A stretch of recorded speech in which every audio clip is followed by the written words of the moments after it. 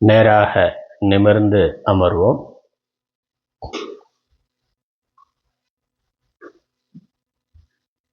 உடல் அதிக விரைப்பாகவோ தொய்வாகவோ இல்லாமல் தளர்வாக இருக்கட்டும்.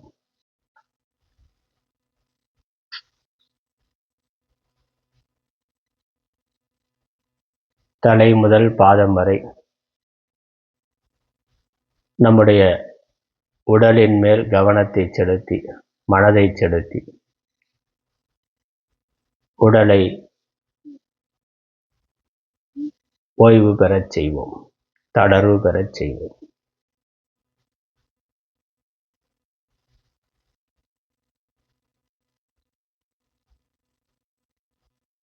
உலக விஷயங்களை சிந்திப்பதிலிருந்து மனதை திருப்பி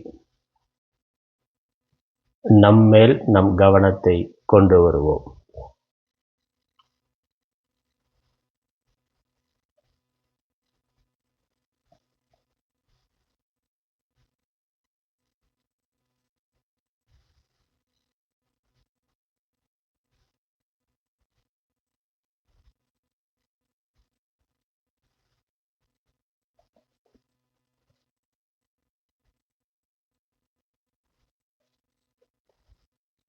சுவாசத்தின் மேல் நம் கவனத்தை செலுத்துவோம். நமது முயற்சியின்றி இயல்பாக நிகழும் சுவாசத்தை கவனிப்போம்.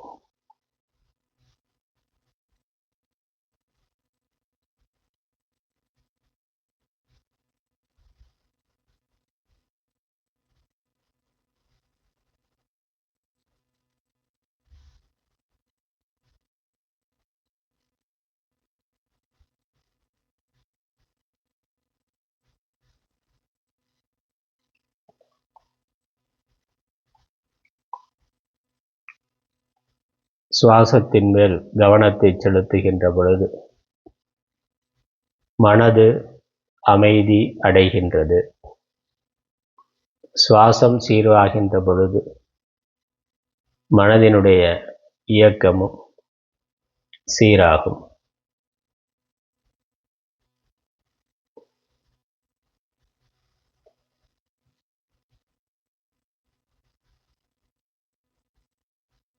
இப்பொழுது நம் மனதின் மேல் கவனத்தை செலுத்துவோம்.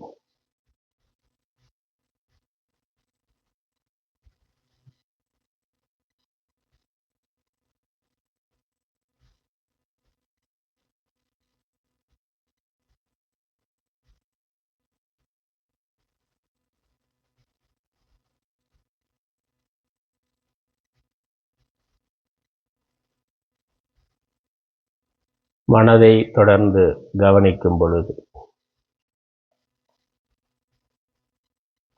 மனதில் தோன்றுகின்ற எண்ணங்களின் வேகம் குறையும்.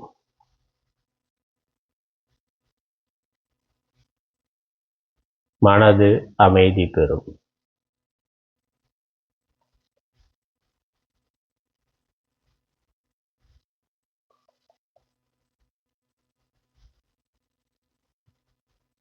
மனதில் தோன்றும் எண்ணங்களின் ஆதாரமாக எங்கிருந்து எண்ணங்கள் தோன்றுகின்றன என்பதையும், எண்ணங்கள் நம்மால் அறியப்படுகின்றன என்பதையும் நாம் கவனிக்கும் பொழுது எண்ணங்கள் அறியப்படும் பொருளாக ஆகின்றன.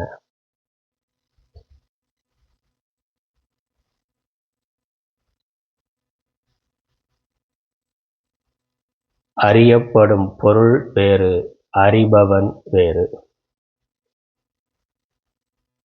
புறத்திலுள்ள பொருள்கள் நம்மால் அறியப்படுகின்றன. நாம் அறிபவனாக இருக்கின்றோம்.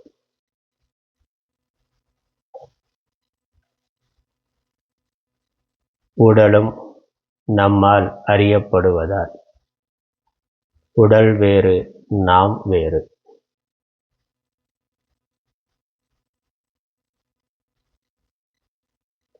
மனதும் மனதில் தோன்றும் உணர்வுகளும் எண்ணங்களும் நம்மால் அறியப்படுவதால்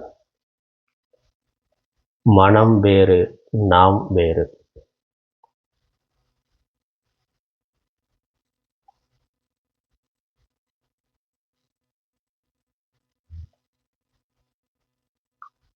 அறியப்படும் பொருள்கள் மாறுபடக்கூடியவை. அறிபவன் மாறாமல் இருந்து அவற்றை அறிகின்றான். மனதில் தோன்றும் உணர்வுகள், எண்ணங்கள் தொடர்ந்து மாறிக்கொண்டிருப்பவை. அதை அறிகின்ற அறிவு தான் மாறாமல் இருந்து இந்த மாற்றங்களை வெளிப்படுத்துகின்றது, அறிகின்றது, மாற்றங்களுக்கு சாட்சியாக இருக்கின்றது.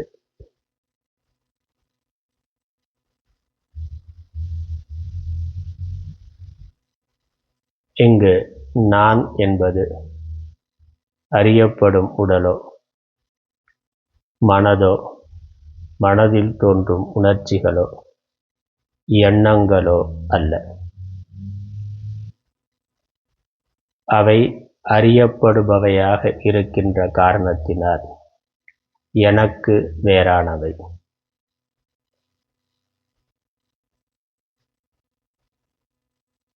நான் அவற்றை அறிகின்ற அறிவு,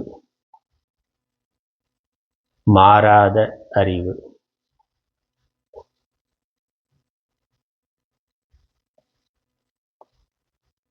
எந்த ஒரு அறிவு இந்த எல்லா மாற்றங்களையும் அறிகின்றதோ அந்த அறிவு ஆத்மா.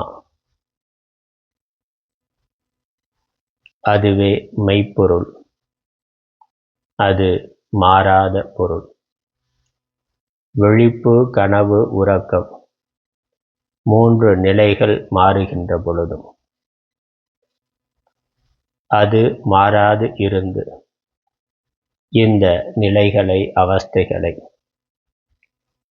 அறிந்து அனுபவிக்கின்றது, அவற்றிற்கு சாட்சியாக இருக்கின்றது. அதுவே நம்முடைய யதார்த்த ஸ்வரூபம். அதுவே நாம். நம்மிடத்தில் இந்த உடல் இருக்கின்றது, மனம் இருக்கின்றது. இவைகள் வந்து செல்பவையாக இருக்கின்றன, மாறிக்கொண்டிருப்பவையாக இருக்கின்றன. நான் மாறாதவனாக இருந்து இவைகளை பார்த்து கொண்டிருக்கின்றேன். இவைகளுடைய இன்ப துன்பங்கள், விருப்பு வெறுப்புகள்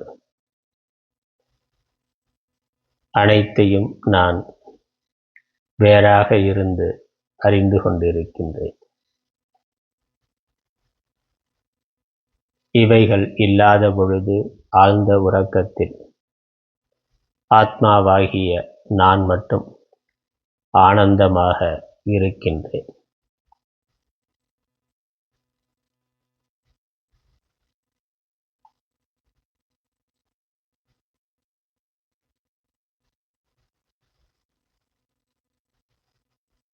ஆகவே ஆத்மாவாகிய நான் ஆனந்த ஸ்வரூபம்.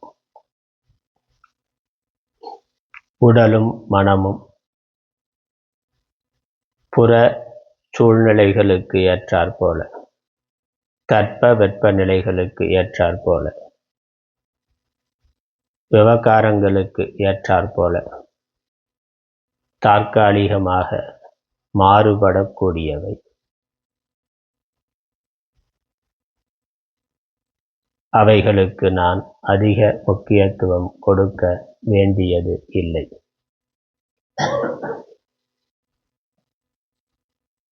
நான் அவற்றை அறிகின்ற அறிவு.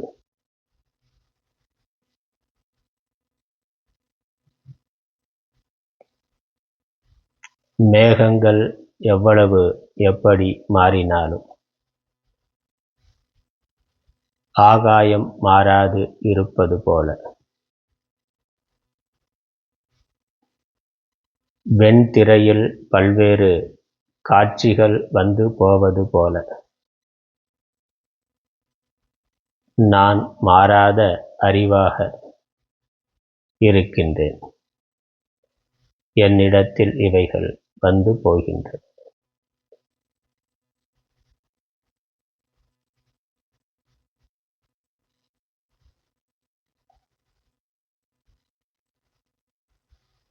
இந்த ஆத்மா பரமாத்மா,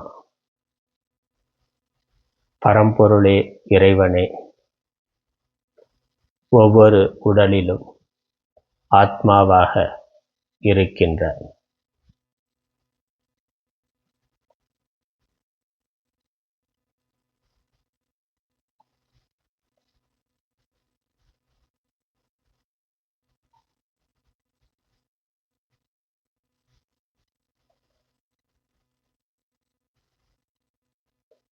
நாம் அழிவில்லாத ஆனந்த ஆத்மா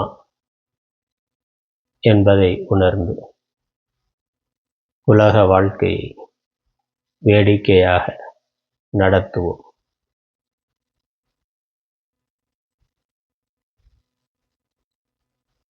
எவ்வித கவலையும் இன்றி, வருத்தமும் இன்றி, ஆழ்ந்த சிந்தனைகள் இன்றி,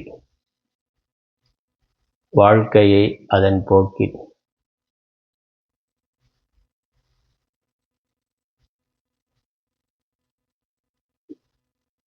போகவிட்டு வெறுமனே சாட்சியாய் இருந்து வேடிக்கையாய் பார்ப்போம்.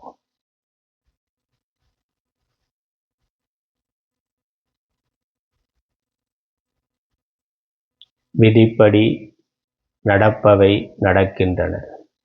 அவை உடலுக்கு. ஆத்மாவிற்கு எதுவும் இல்லை. அது பூர்ணமானது.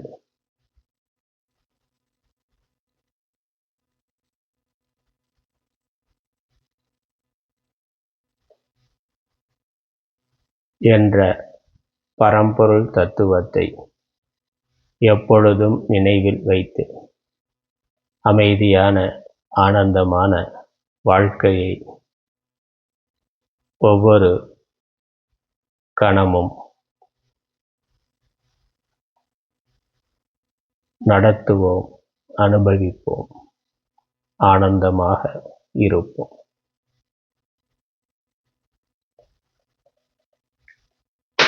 ஓம் சாந்தி சாந்தி சாந்தி.